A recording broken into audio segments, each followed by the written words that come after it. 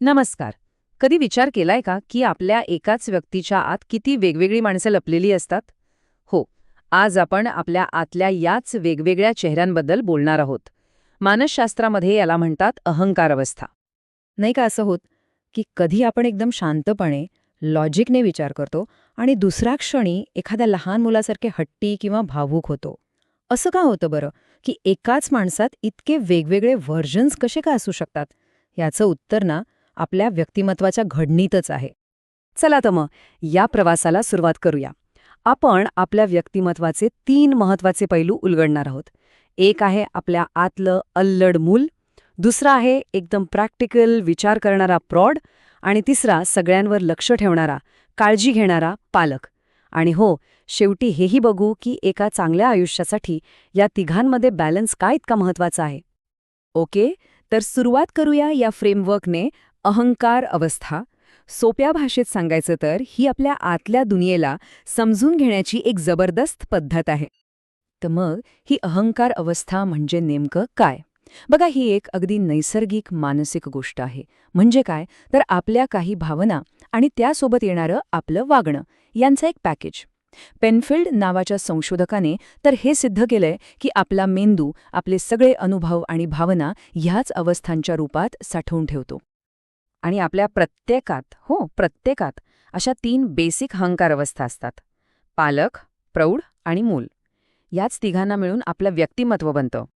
चला, सगळ्यात आधी भेटूया आपल्या आतल्या मुलाला. ही अवस्था म्हणजे आपल्या सगळ्या भावनांचा आणि उत्स्फूर्ततेचा खरा झरा आहे. जरा विचार करा, आपल्या आतलं हे मूल किती भारी आहे. आपली इंट्युशन म्हणजे अंतर्ज्ञान, आपली क्रिएटिव्हिटी, अचानक काहीतरी करून दाखवण्याची इच्छा आणि खरा निखळ आनंद, हे सगळं याच अवस्थेतून येतं. अरे इतकंच काय, कधीकधी नियम तोडून बंड करायची उर्मी येते ना, ती सुद्धा इथूनच. याचे एक एकदम सोपं उदाहरण माहितीये, अल्कोहोलचा इफेक्ट. बघा, अल्कोहोलमुळे काय होतं, तर आपल्यातला जो पालक असतो ना, तो थोडा शांत होतो किंवा असं म्हणू की तो निष्क्रिय होतो. आणि मग काय, आत दडलेलं मूल मोकळं होतं आणि मनसोक्त व्यक्त व्हायला लागतं. बरं, भावनांच्या पलीकडे जाऊन बघूया. आपल्या आत एक एकदम लॉजिकल आणि प्रॅक्टिकल डेटा प्रोसेसर सुद्धा आहे, आणि तो म्हणजे आपली प्रौढ अवस्था. आता ही प्रौढ अवस्था काम कशी करते? कल्पना करा की आपल्याला एक खूप गर्दीचा हायवे क्रॉस करायचा आहे. तेव्हा ही अवस्था एखाद्या सुपर कम्प्युटरसारखी काम करते. ती येणाऱ्या जाणाऱ्या गाड्यांचा वेग, अंतर या सगळ्या डेटाचा विश्लेषण करते. आणि जोपर्यंत तिला खात्री पटत नाही की आपण सुरक्षितपणे पलीकडे पोहोचू शकतो, तोपर्यंत ती आपल्याला थांबवून ठेवते. कमाल आहे नाही का? म्हणजे थोडक्यात काय, तर प्रौढ अवस्था बाहेरच्या जगातून डेटा गोळा करते, निर्णय घेण्यासाठी शक्यता तपासते, आणि सगळ्यात महत्त्वाचं, आपल्या आतल्या पालक आणि मूल यांच्यात एका मध्यस्थाची, एका रेफरीची भूमिका बजावते. आणि आता वळूया तिसऱ्या आणि शेवटच्या अवस्थेकडे, पालक अवस्था. ही म्हणजे जणू काही आपल्या आतली एक रूल बुक आहे, जी आपल्याला सतत मार्गदर्शन करत असते. ह्या पालक अवस्थेची 2 खूप महत्वाची कामं आहेत. पहिलं म्हणजे यामुळे आपण खऱ्या आयुष्यात आपल्या मुलांचे चांगले पालक बनू शकतो, जे मानवजातीसाठी खूप गरजेचं आहे. आणि दुसरं म्हणजे ही अवस्था आपल्या अनेक छोट्या मोठ्या गोष्टी ऑटोमॅटिक करून टाकते. यामुळे आपली खूप एनर्जी आणि वेळ वाचतो. नाही का, आपण अनेक गोष्टी फक्त अशाच करतो कारण असंच केलं जातं. हे जे ऑटोमेशन आहे ना, ते आपल्या प्रौढ अवस्थेला रोजच्या छोट्या छोट्या निर्णयांच्या भारातून मोकळं करतं. म्हणजे मग ती जास्त महत्वाच्या कामांवर फोकस करू शकते. ओके, तर आतापर्यंत आपण या तिन्ही अवस्थांना वेगळं वेगळं समजून घेतलं. पण खरी गंमत ही आहे की त्या एकट्या काम करत नाहीत, त्या एकत्र एका टीमसारखं काम करण्यासाठी बनलेल्या आहेत. खरं सांगायचं तर यातली प्रत्येक अवस्था खूप मोलाची आहे.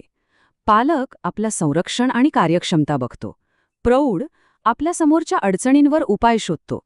आणि मूल, ते तर आपल्या आयुष्यात खरा आनंद आणि सहजता आणतं. तिघेही महत्वाची आहेत. मग यांच्यात काही बदल करायची गरज कधी पडते? फक्त तेव्हाच जेव्हा यातली एखादी अवस्था दुसऱ्यांवर जास्त हावी होते आणि सगळ्या सिस्टीमचा बॅलन्स बिघडवते. आपलं ध्येय कुठल्याही अवस्थेला काढून टाकणं नाहीये, तर त्यांच्यात एक हेल्दी बॅलन्स राखणं आहे. एक निरोगी आणि आनंदी व्यक्तिमत्व कसं असतं? ते आपल्या आतल्या या तिन्ही अवस्थांचा आदर करतं आणि त्यांना सोबत मिळून काम करायला मदत करतं. कारण एका परिपूर्ण आणि यशस्वी आयुष्यासाठी पालक, प्रौढ आणि मूल या तिघांनाही सारखाच मान मिळायला हवा. तर मग जाता जाता एक प्रश्न, आपल्या आयुष्यात या 3 अवस्थांमध्ये योग्य ताळमेळ आहे का? कोणता आवाज आपण जास्त ऐकतो आणि कोणत्या आवाजाकडे दुर्लक्ष करतो? आजपासनं आपल्या आतल्या या पालक, प्रौढ आणि मूल या तिघांनाही ऐकून घेण्याचा प्रयत्न करून बघायला काय हरकत आहे?